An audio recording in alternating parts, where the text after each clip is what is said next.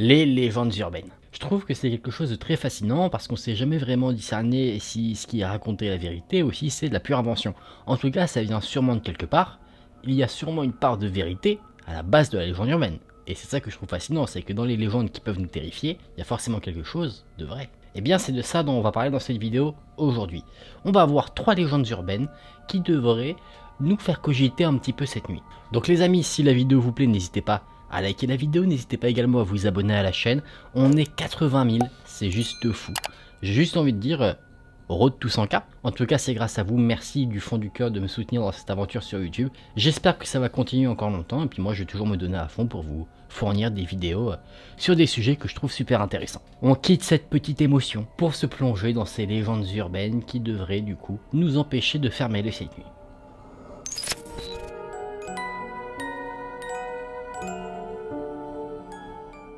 Il y a une légende dans la ville de Meriden aux États-Unis concernant un chien noir qu'apparemment là-bas tout le monde connaît. On dit qu'il y aurait un chien noir visible qui aboierait mais qui ne produirait aucun son. En fait, c'est comme si ce chien noir était là mais pas vraiment là. Je m'explique. Si ce chien creuse dans la terre, il ne laisserait aucune trace. S'il passe dans la neige, il ne laisse aucune empreinte de patte. Concrètement, ce serait une sorte de chien fantôme. À chaque fois, on pourrait penser que ce chien sort de nulle part. Il viendrait, on le verrait passer, et il repartirait comme ça. Et si jamais on essaie de le suivre, on perdrait sa trace. Dans les années 1900, un géologue du nom de Pinchon était en train d'étudier une montagne dans la ville de Meriden. Cette montagne s'appelle West Peak, et pendant qu'il réalisait ses études, il a aperçu le fameux chien noir. Ce chien le suivait, mais il le suivait à bonne distance, il ne s'en approchait pas trop. Pinchon, il voyait toujours ce chien dans son champ de vision, mais il a décidé de ne pas y prêter plus attention que ça. Il se disait que c'était un chien errant. Après avoir réalisé ses études,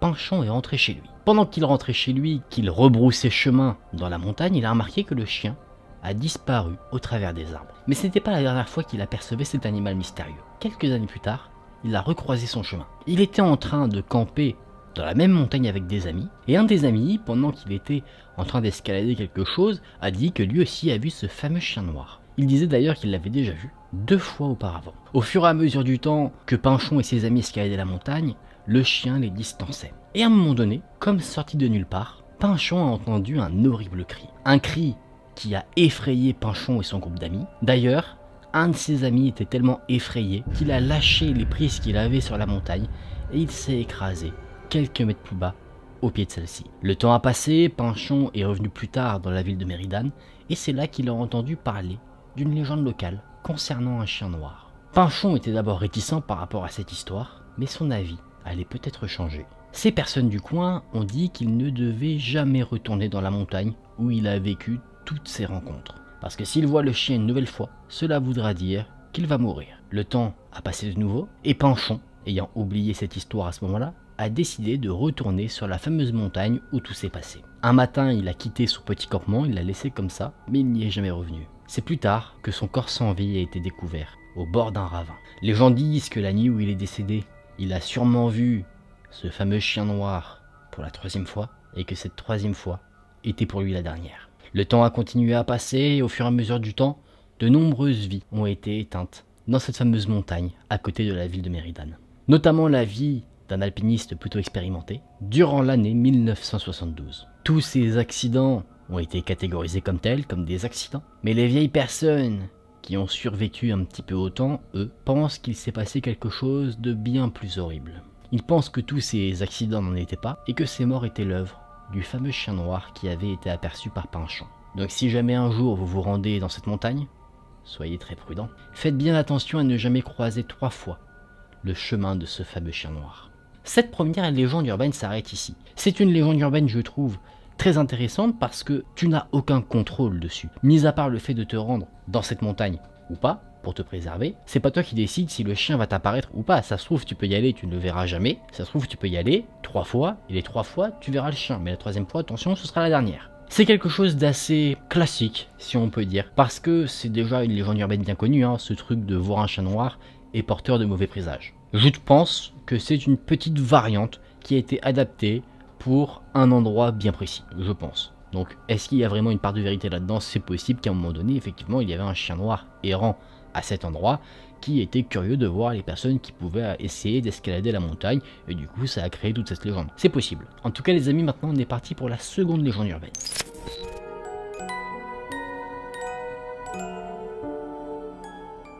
On reste aux États-Unis, mais cette fois-ci on va dans la ville de San Antonio au Texas. Là-bas, tout le monde serait au fait d'une légende urbaine concernant la Donkey Lady, ce qui veut dire la femme Anne. Pas Anne, le prénom, Anne, l'animal, vous savez, Ian.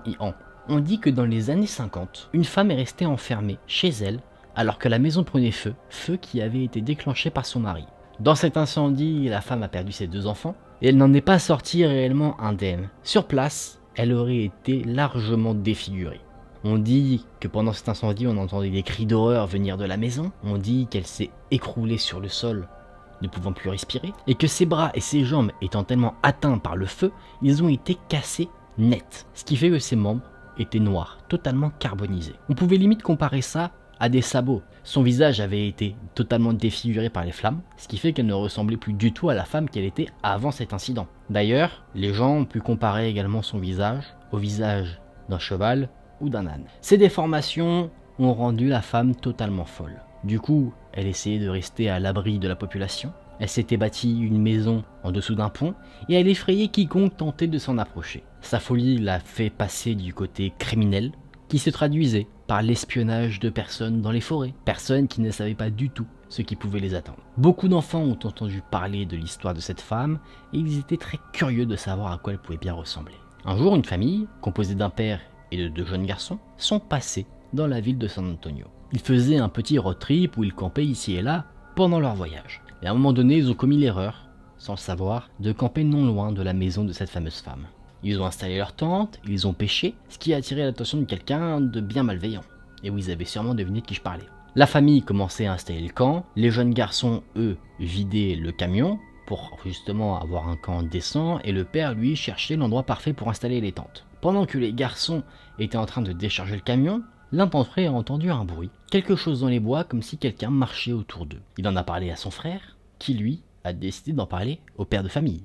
Les 3 membres de la famille ont regardé attentivement autour d'eux, et à un moment donné, ils sont bien tombés sur quelque chose. Quelque chose qui ressemblait à un animal assez large. Ils ont vu que cet animal commençait à se rapprocher d'eux, ce qui les a totalement tétanisés. Ils ont jeté leurs affaires au sol, celles qu'ils avaient en main, leurs affaires de campement, et ils se sont précipités dans leur fameux camion. Pendant qu'ils étaient en train de fermer les portes, parce qu'ils avaient déjà un peu tout déballé, le père a remarqué quelque chose du coin de son regard. Il voyait que les branches bougeaient dans tous les sens, les branches qui se trouvaient autour d'eux. Et en fait, c'est comme si l'animal qu'ils avaient vu essayait de se cacher, comme s'il ne voulait pas être vu. Mais en restant caché, il se déplaçait également. Il se déplaçait vers la route, comme s'il essayait de leur barrer le passage. Le père, assez stressé, hurle sur ses enfants.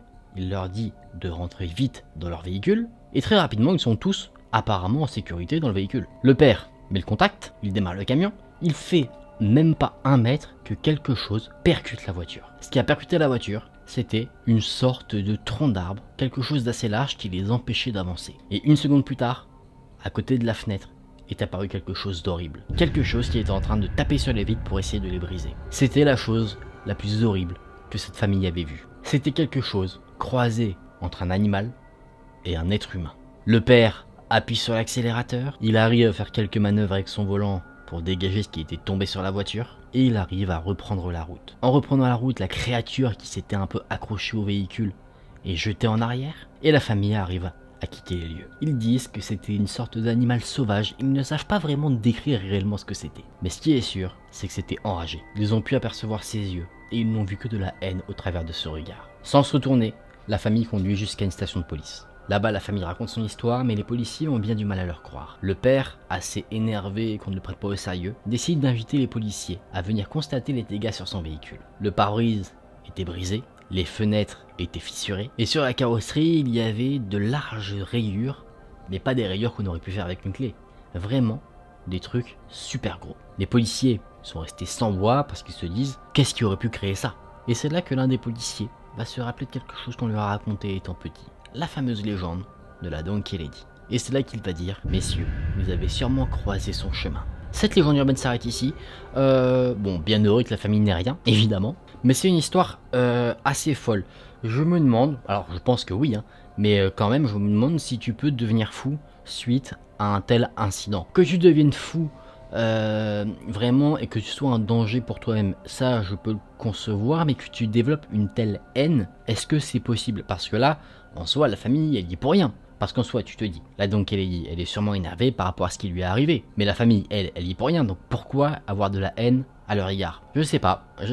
Peut-être que c'est possible d'atteindre un tel niveau de folie. Je suis pas du tout expert sur le domaine. Donc si certains en savent un peu plus de ce côté-là dans les commentaires, n'hésitez pas à me le faire savoir. J'irai voir ça. Mais c'est une histoire assez folle. C'est sûr que là, la famille a eu de la chance. Imaginons que cette Donkey Lady soit arrivée sur le campement une fois qu'il était un peu plus établi. C'est-à-dire, par exemple de nuit, admettons toute la famille était tranquillement en train de dormir, les événements auraient pu tourner d'une manière plutôt dramatique.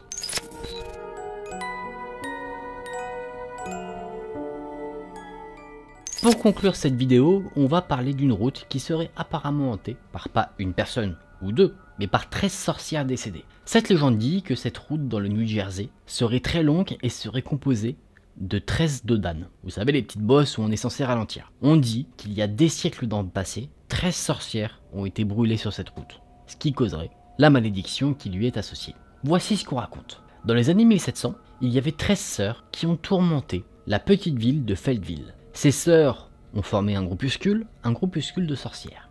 Elles pratiquaient des rites occultes, elles étaient responsables de la mort de nombreux enfants, elles maudissaient les cultures de la région, et les habitants du coin, à un moment donné, ils en ont eu arbol de tout ça, parce qu'elles n'étaient pas très discrètes. Donc ils se sont rebellés, ils sont allés choper les 13 sœurs un jour, et ils les ont tuées. Ils les ont pendues à des arbres qui surplombaient la route qui est actuellement hantée. Après que les sorcières soient décédées pendues, les corps ont été brûlés à l'emplacement même où se trouve la route. Des années plus tard, la route a été construite, et on dit que 13 bosses sur la route sont apparues.